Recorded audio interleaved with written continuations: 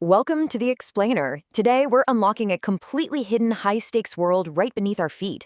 We're talking about sterile processing, the invisible shield keeping us all safe. Let's just dive right in. So, picture this. You're in a freezing cold operating room, staring at a tray of gleaming, perfectly aligned surgical tools. Now, when we're the ones on that table, we don't question the scalpel, right? We literally just blindly trust that it's mathematically and cellularly perfect before it ever touches us. But really, have you ever stopped to wonder how those tools actually get prepared? Because I can promise you, they absolutely do not magically sanitize themselves. There's this entire high-pressure supply chain running 24/7 in the hospital basement. The folks down there are our invisible shield. And today, we're going to look at exactly how they're trained to hold that critical line. Okay, check this out. This is basically the ultimate healthcare RPG skill tree mapped out by the Healthcare Sterile Processing Association. You don't just get a generic dishwashing badge here. You start with a baseline CRST to really master foundational biology and chemistry. And from there, the field hypersegments. You've got the CIS for advanced instruments, the CER for those insanely delicate endoscopes, and the CHL for complex management logistics. And yeah, every single one of these paths demands passing a brutal 150-question exam. So to actually conquer these exams, candidates are heavily using a platform called sterileprocessingprep.com. And get this, it's 100% free and offers a staggering 1,700 practice questions. This is a massive game changer, honestly. Normally, this kind of highly specialized professional prep is locked behind courses that cost hundreds, if not thousands of dollars, but this system democratizes that knowledge completely. Now let's peel back the next layer here. Because modern sterilization, it's nowhere near just tossing heavy tools into a hot oven anymore. As surgeries have gotten minimally invasive, the tools have completely transformed, so the training had to pivot into what's basically specialized microscopic chemical warfare. Just look at the pivot here. 50 years ago, you had these solid stainless steel clamps. You could just blast them in an industrial steam oven at 270 degrees, and they'd be totally fine. But today, imagine tossing a $40,000 highly delicate fiber optic camera into that exact same oven. No way. It would literally melt into a useless puddle of plastic and glass. But worse than destroying a pricey camera is the biological risk. Endoscopes have these microscopic internal channels called lumens, and if they aren't cleaned perfectly, bacteria will actually form a microscopic protective shield inside that tiny tube. It's called a biofilm, and it is terrifyingly resilient. If technicians don't use highly targeted enzymatic cleaners, stuff that digests proteins at a cellular level without corroding the tech, you're looking at a massive, potentially fatal infection for the next patient.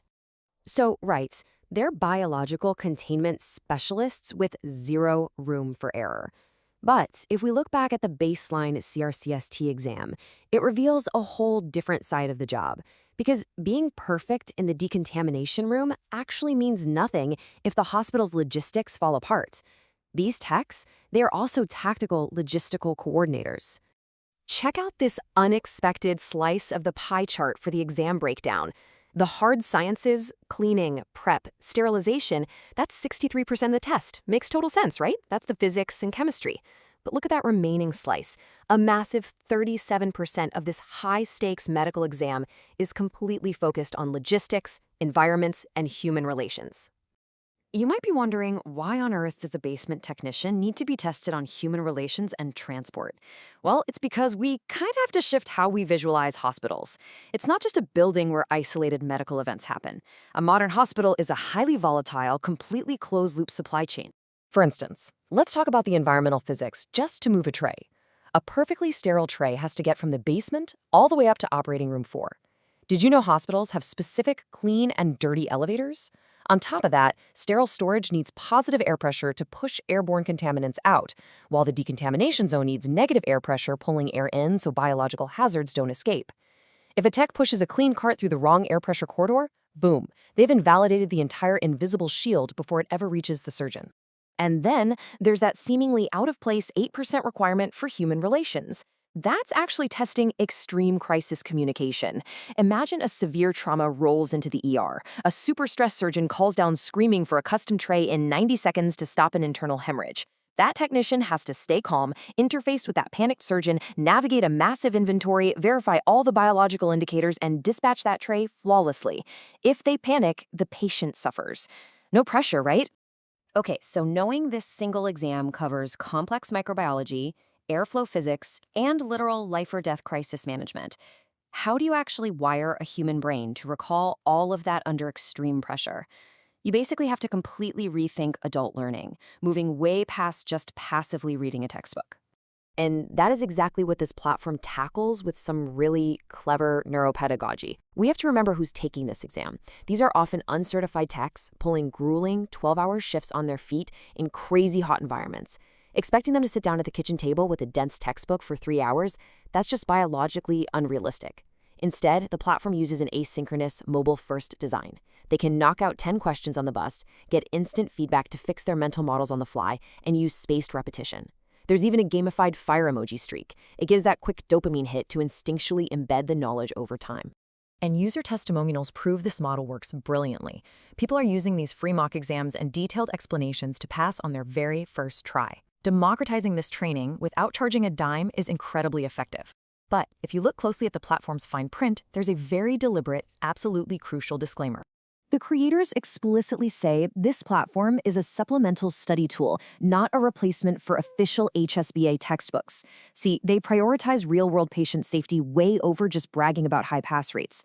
They're warning users straight up. Memorizing a database of multiple choice questions gives you the what, but it definitely does not give you the why. It's actually a beautifully symbiotic relationship. The app drills the parameters into your brain, like knowing a machine needs exactly 270 degrees for 4 minutes. If that's on the test, you're going to nail it. But what happens in the real world when it's 3 a.m. and your sterilizer suddenly drops pressure mid-cycle and flashes an error code? Actually, scratch that. There are no multiple choice options floating in the air to save you.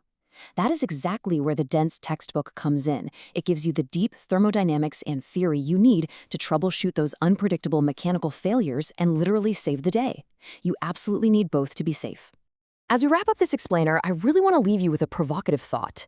If this exact, democratized, mobile-first pedagogy with its instant feedback and zero financial barriers can successfully create flawless biological containment specialists, imagine what else it could do.